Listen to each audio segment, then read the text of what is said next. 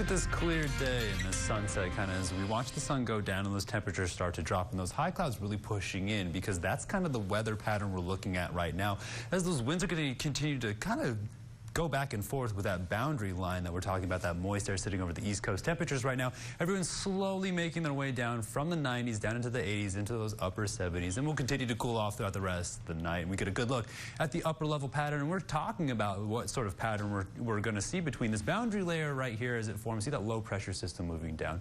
We get a good look at this low pressure system moving in over Utah, Wyoming, and those Four Corners region. And you see that ridging really moving in over Texas, and that the area of unique pattern forming this area where you're seeing a lot of winds colliding in the upper atmosphere, and that's causing a lot of that severe weather as you start to see it make more of this linear pattern across the United States, and that's what's going to make those storms move a little faster out of our area, hoping to clear out some of that smoke. So that boundary layer we're talking about of moist air, you're really going to see that dry air kind of run into this cold air and this dry air as it moves down. You see it really pull it around and snap it as it gets ready to push it out of the way. And that's kind of what we're looking at when we're talking about these lines of thunderstorms that are going to form along this boundary, because that moist air is moving up into this region across the Rocky Mountains and really slamming into that cold air coming down, producing this wall of thunderstorms that we're going to progressively see emerge throughout the weekend. And then as that storm starts to form up by next week,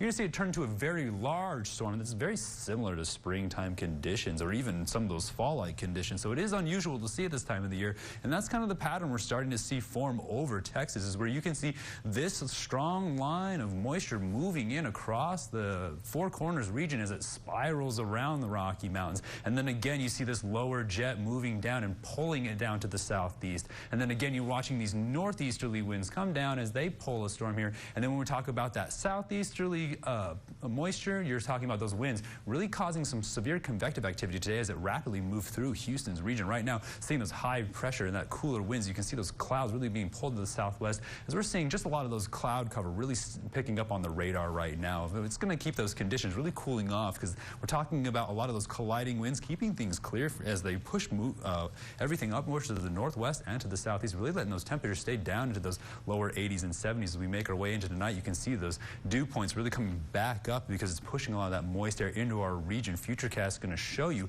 just how much of that is going to be staying off to our east as those clear skies make their way into tomorrow, with the potential for a thunderstorm as we make our way into the evening. And then we get towards those lower temperatures tonight, we're going to say, hey, we're going to sit down into those upper 60s, and then tomorrow we're really going to jump up there into those triple digits. So remember, everybody's telling you just stay hydrated. So I want a lot of electrolyte replacement, stay in the shade, take lots of breaks. That it's going to be Friday. Everybody's going to be excited. Get out there and enjoy yourself, but safely. Sunscreen as well. And that's going to be the trend as we make our way into the weekend and even into next week, as you start to see those triple-digit days really settling in. And we talk about stronger winds and that colliding air up above, where we're going to continue to see those lows really staying into the 70s, and that's going to keep us in those low rain chances. Well, stay tuned. We'll have more KSAN news up after the break.